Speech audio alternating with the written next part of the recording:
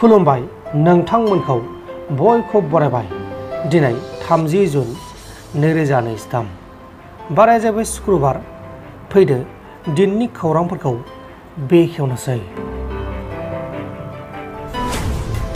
उड़िष्याव जगन्नाथनि रथ यात्रा खालामनाय समाव फुजा जानाय समाव मैसो गारि बायदि गारियाव धोरोमगुरु आरो धोरोम सिबिग्राफोरा रथ यात्रा खालामबाय थानाय समाव कारेन्टजों बोबथाब जानाय, अदेबानि कारेन्टनि तारजों नांजानानै कारेन्टजों बोबथाब जानाय 3 सुबुङा जिउ गोमादों आरो बे जाथायावनो गुबुन 9 सुबुङा गोब्राब जोखोम जादों।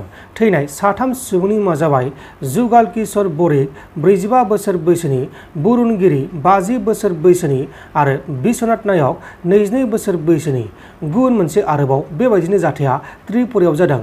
त्रिपुरानि उन्नाकटियाव रथ यात्रा खालामबाय थानाय समावनो कारेन्टजों बोबथाब जानाय 7 सुबुङा अबथिराय जिउ गोमानायजों लोगोसे बे जाथायावनो गुबुन 16 सुबुङा गोब्राब जोखोम जादों।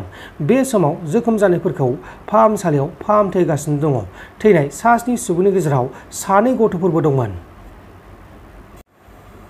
आसामनि मानकासारनि सिङाव थानाय बुराकाटा गामियाव सासे आइजोखौ गावनि न'आवनो दौलें लानानै थैना थानायाव गामिनि मानसिफोरा नुनो मोननानै पुलिसनो खौरां हरनायनि उनाव पुलिसा जाथायसालियाव फैनानै गोथै सहखौ बोखांनानै पस्टमर्टेमनि थाखाय दैथायहरनानै जाथायनि सायाव नायबिजिरनाय जादों आरो बे जाथायखौ गामिनि माखासे सुबुंफोरा बुथारनाय जाथाय होननानै सन्देह खालामनायजों लोगोसे गामिनि माखासेफोरा गावनि जिउखौ गावनो फोजोबनानै सन्देहबो खालामनाय जादों। थैनाय आइजोनि मुङा जाबाय साबुरा खातुन। जुलिनि थाखाय सिख्लानि बिफाजों रिजेक्ट खालामजाखांनायनि उनाव सिख्लानि जुलि खालि सिख्लानि बिफाखौ इनाय बुथारदों। केरलानि कालाम्बालामाव सासे सेंग्राया 2 बोसोरनि सिगां गावसानि न' साखाथिनि गामि दरसेनि सासे सुबुंनाव नोंनि फिसाजोखौ आंनो जुलि खालामनो नांगौ होननानै आखाइ बिनायाव सिख्लानि बिफाया हरा होननानै हेंथा होदोंमोन। नाथाय दा 2 बोसोरनि उनाव फिसाजोखौ गुबुन सेंग्राजों नायनानै थिग खालामखांनायनि उनाव जुलि जाबाय थानाय समाव रिजेक्ट खालामजानाय बे सेंग्राया जुलियाव थांनानै जुलिनि फांसना जोबखांनायनि उनाव हिन्जाव गोदाननि बिफाखौ बा रिजेक्ट खालामग्राखौ गाग्लोबनानै इनाय बुथारदों। रिजेक्ट खालामजानाय जिष्णु मुनि सेंग्राजों गुबुन 2 सेंग्रायाबो लोगो दंफायोमोन, अदेबानि बिफाखौ बुथारनायाव हेफाजाब खालामदोंमोन। उनाव बिसोर 3खौ पुलिसा एरेस्ट खालामनाय जादों आरो दा बिसोरखौ एरेस्ट खालामनानै जोबथेसालिसिम दैथायहरनाय जाबाय आरो जिष्णुआ जौ आरो ड्राग्स फाग्लामोन होननानै लकेलनि मानसिफोरा बुंदों। बुथारजानाय हिन्जाव गोदाननि बिफानि मुङा जाबाय राजु 6 बोसोर बैसोनि। क'क्राझार डिस्ट्रिक्टनि सिङाव थानाय गौरां दैसा बायफ्लंनायनि थाखाय अनजालि बड'सा बिथाङा गावनो गावनि खामायनाय रांजों खामानिखौ मावदों। नाथाय माखासे सुबुंफोरा बिटिआरसिनिफ्रायसो रां मोननानै खामानिखौ मावदों होननानै बुंनायनि सायाव बिथाङा खेंफोरथि होदों। बिथाङा मा बुंखो बेखौ खोनासं। नैबे बान्दोखौ दिनै 20-30 लाख थाखा गारनानै गाव हारसिङैनो आङो मावगासिनो दङ।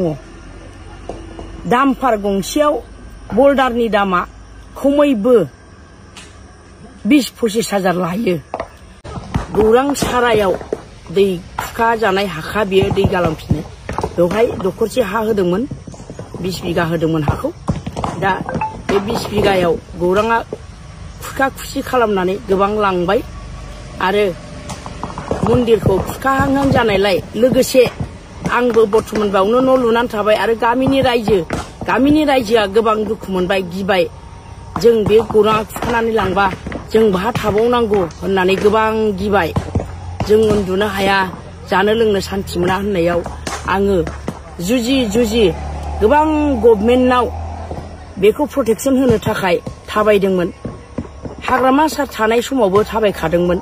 हाग्रामा सारनिफ्राय अलमस्ट जोङो एप्रुभखौ मोनबायमोन। नाथाय बे समावनो गभर्नर रुल खालामनानै होनानै हाग्रामा सारखौ पावारलेस खालामनानै दोननायाव जों बे प्रजेक्टखौ मोननाय जायाखै। बिनि उनाव नै गोदान गभर्नमेन्ट फैबाय। गोदान गभर्नमेन्टआवबो जों नागाराखैमोन, थांदोंमोन, बारे थांदोंमोन। नाथाय गोदान गभर्नमेन्टनि जाय वाटार रिसर्सनि EM जोंहा उकिल बिथांनियाव जों बार थांसेयावबो बिथाङा जोंनियाव थाखायानो गरसेबो गैया, बे स्किमखौ जों हरनो हाया होननानै बुंनायलाय जोंनि एप्लिकेसन हैनाया रिजेक्ट जानायलाय उफाय गैया जानानै उफाय हारा जानानै थाबाय। थांनाय बोसोरावबो गोबां खुखाबाय, देग्लाय खुखाबावोबा जोंनि नैबे गायसननाय मन्दिरा खुखालांनायजों लोगोसे गामियाबो जोबोद खैफोद गोनां जाबायमोन। बेखायनो आङो बिखा बिख्लो थानो हायै दुखु मोनहाबनानै गावनिफ्रायबाबो आंनि फिसायखौ आं रिकुवेस्ट खालायनानै आंनि फिसायनिफ्राय थाखाखौ बिरननानै आं नैबे बान्दोखौ दिनै 20-30 लाख थाखा गारनानै गाव हारसिङैनो आङो मावगासिनो दङ। दाम्पार गंसेयाव बल्डारनि दामा खमैबो 20-25 हाजार लायो। बेबायदिनो आङो नै बिसोरबो जोंहा मावग्राफ्राबो गावसिनि मथे लायो, जेबो नङा, मावनाय गिलुबाल' खस्थ'यै मावदों सिबायफोर आंखौ बिराद मदद खालामदों। बर' लाइमोनफोरजों गासिबो लेखा गोरोंबो दं, लेखा रोङैबो दं, जेबो खर्मबो गैया, साख्रिबो गैया, बेखौनो अन्थाव बाथाव मावसोमनानै बिसोरबो जानानै दं। नोंथांमोन दिननि खौरांफोरा बेखिनिल'मोन। बेखिनिसिम नायनायनि थाखाय नोंथांमोननिसिम रोजा रोजा साबायखर। गोजोन्थों। एसेनोसै। जय बर' हारिनि।